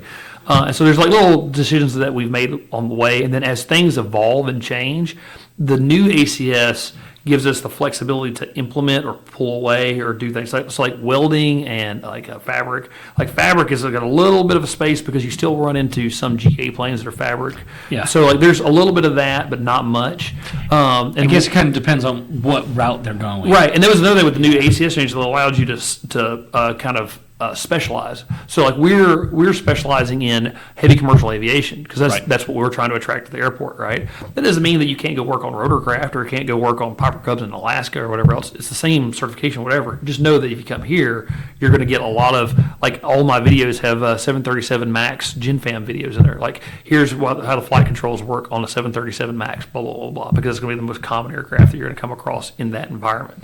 And so I don't know. Does that answer your question? Kind of like Yeah, because one of the things that you've aimed for that is very unique about your program is the fast fast-paced track of it, and that really is different than everybody else. And so it was kind of interesting to say, it's one thing to say, oh, I want to do a program faster than everyone else. It's another thing when the FAA is involved. Yeah, they're like, okay, that they're just kind of go with it, and so it's like. I think that is interesting. We'll see how it plays out. Well, right now we're doing really good to where, like originally forecast like 8 to 12, right? If we did 8 to 12, we should be able to get through there. And then way late in the game, I sat there and started doing the seat hours. The old 147 was like you had to have 400 seat hours. I mean, and they clock a seat hours like 8 o'clock, my butt's in this chair. At 9 o'clock, my butt's still in the chair. That's 1 seat hour, right? And they would do that for 400 hours. You talk to anybody who did any of these Part 147s, they're always like, yeah, they let us out early so many times. There was a lot of times that we were just like working on side projects because we got done with what we were doing that day and stuff like that. So I'm like, so it doesn't take 400 seat hours. It's just that was what was required, and that's why they were there. And all the other programs are built off of 2 years to get to that 400 seat hour model, even though there's a lot of inefficiencies in it. And so I started thinking, I was like, well, how many seat hours does 8 to 12 for 12 months equal to be? It's like 1,200. It's like 3 times the amount. I was like, oh my gosh, like we're going to end up running out of like things to do. So then I thought like, well, that's actually a good thing because then if we can shrink the amount of time that are actually on campus, then that all of a sudden creates new time for other students so we can up our numbers. And I was like, oh, so now the game becomes how do we get them through from 8 to 10:30? If we can do a lesson inside of 2.5 hours, like we should be able to throw another cohort in like mid morning, early afternoon, and like today was the first time we hit 2.5 hours, and I was like, oh, okay, this is possible. We can do this. We just need to be more efficient with it and try to get them through there. And so, I don't know, it's like brain dump on like what's going on in my head. Like I'm trying to like I'm doing like my like efficiency engineering of like if we do this with that, we'll shave off like 2 seconds here or whatever else and try to like, make it work so that way they're in and out a lot faster and gives us more room for instruction. So See, and that's the so of course because you and I are both crazy. It goes from bring these companies build this giant runway. So you have to think about it, right? So. We build the new terminal. That's a massive undertaking. Yeah, right. On top of that, then we're going to completely reconfigure the runways. Yeah. That is a massive undertaking. I've never heard of an airport doing that before, by the way. So. Building the 170,000 square foot hangar. Yeah. Then you know what? Let's throw an air show on top. Yeah. So the air show is like, oh man, the air show is its own beast unto itself, and it keeps going. Right now, the air show looks like we'll have one day of like, it's like a carnival from like 8 in the morning to like 4 o'clock with live music, a barbecue competition, a state championship barbecue competition at that. And so I don't know if I told you that or not. And then with a bunch of food and vendors and stuff like that, and supercars that like we don't know that it's gonna be official yet, but essentially like what they'll do is like you show up, you get into the air show, and you pay these guys like $200. You can like drive a McLaren from 0 to like 200 miles an hour down the runway, Right. And they talk to the tower just like they're an aircraft, and so like they do this with Schultz air shows everywhere they go. So it'll be a wild time, and then you actually get to the show, and the way it's forecasted now is that we'll open with like the Army Golden Knights and stuff like that. So you have some like really big acts that will come through, and they're looking anywhere between like 15 to 25,000 people and stuff like that. And it's just like, wow. Like originally he told me that. Right. I was like, no. Like Texarkana only has 70,000 people. It's like, it means that half the town has to turn out for it. Yeah. And then I was like, those numbers are no way. So then I text it to city manager on the Texas side, David Orr. And I was like, hey, what do you think about these numbers? And he goes, oh, you could probably hit that. And I was like, really? And he goes, well, if you look at like the Wine Festival hits 15,000 inside of a day. And then like, over Grady Wallace, like they'll have 6,000 people come out there for soccer on the weekends. So it's like the people are definitely here. And you just have to, make a show that's Right, get them to come attractive out. enough, And I was like, wow, like we can build an event that has 25,000 people on this airport. What does that look like? Like physically in the space. I want to get up in the tower and just be like, let me see this. That's crazy. See, and that's again, it's another one of those things where you look back and you say, they did it in 1992, and then before that it was like in the 80s. These were things that were possible to do out here. Oh, yeah. And they used to bring people out. They had the Blue Angels out here. Yeah, that's it's pretty wild. See, and now you talk to them and you say, "Hey, can we bring out the Blue Angels?" And they're like, "No, the safety." Yeah. And you're like, "Same houses." Yeah, and no one cared back then. Yeah, So- there's probably even less houses than there were then. Right. But it's like, yet nobody has tried. Yeah. And that, kind of bringing it circle. Yeah. When I went to change the name of the airport, Right.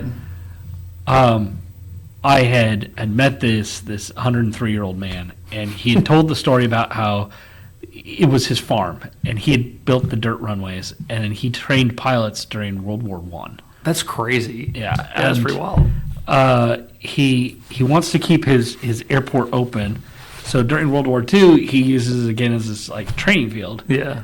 And the city is, they have the international airport. It's really low. Mm-hmm. They want to put it somewhere in a higher ground. Yeah. So they just come and tell them that they're going to take it from them. Yeah. Right. And but they're going to pave it.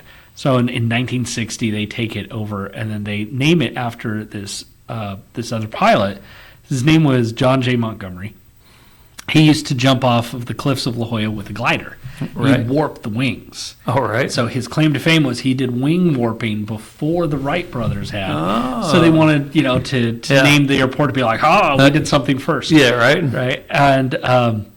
And he's like, well, this was Gibbs Field. It was his airport. Yeah. They tell him, well, since you have the only building on the airport that has the fuel tanks, Right. you can stay here, but you have to pay us rent.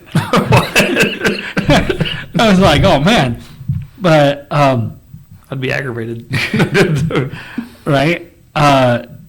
So he was pissed off in 1960 when it happened, Yeah. and he kind of fought it. And then like in 1970, someone had gone to the city council, and they were like, "You're his friend. Of course you want it to be named after him." Yeah, right. And it was dropped. And, so I'm hearing about all of his stories, and it's like, you're 103 years old. Do you have any regrets? And his big regret was, that he'd lost the name of the airfield. That was his legacy. Yeah, right. Everything he did, they're going to forget him. Yeah. Right? But if the airport was named after him, then he would have had that. Right. And you're like, oh, damn, he's done so much in aviation. Like, every pilot out there had been trained by him. Yeah. Right. Like, right. Of the older guys. They could all kind of track back to this one dude. Yeah, and I was like, everybody knew him. Yeah. They'd either worked for him or, like at some point, and you're like, we got to do something for him. But the thing was, he had said, they tried it before and were told no. Yeah.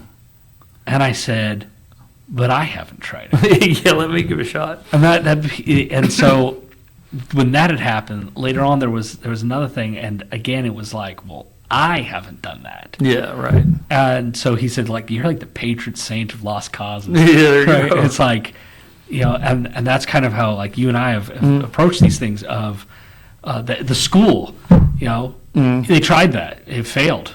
Yet here we are. And I would say that this is a better program than what was even here Yeah, right. 5 years ago. And it may be even better than when they started, when they built this building. Yeah. It's a better program. And the fact that, put it together an air show and stuff. Yeah. They tried it. They had bad weather. It failed. It lost some money. And they just quit. And it's like, they just quit. Yeah. And it's like, well, let's just try it again. Yeah, right. They're like, but what if it loses money? And you're like, Well, what if? My dad used to say, like, what if a frog had wings when it jumped from bank to bank? Just like it was just basically like what ifs or hypothetical like playthings that aren't useful for anything like that.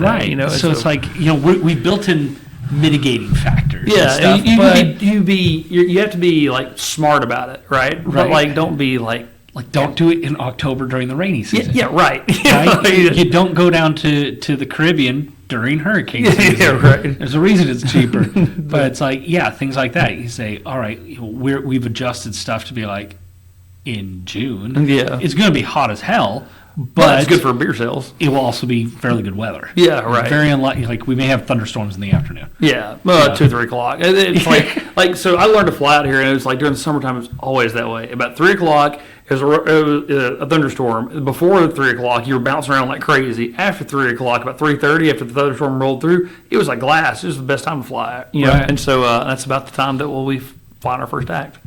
So it's that thing is like, you can't let, because someone else tried and failed, Yeah. for you to not try yourself. You just have to say, well, why did they fail? And Yeah. then you go, okay, we'll try it a different way. Yeah, we'll just keep on working on it. Right. Anyways, but I know we've been doing this for a hot minute, so we'll probably Right. call it a day. So, well, Paul, thank you for coming on. Yeah, thank you for having me. Yep. I'm ready.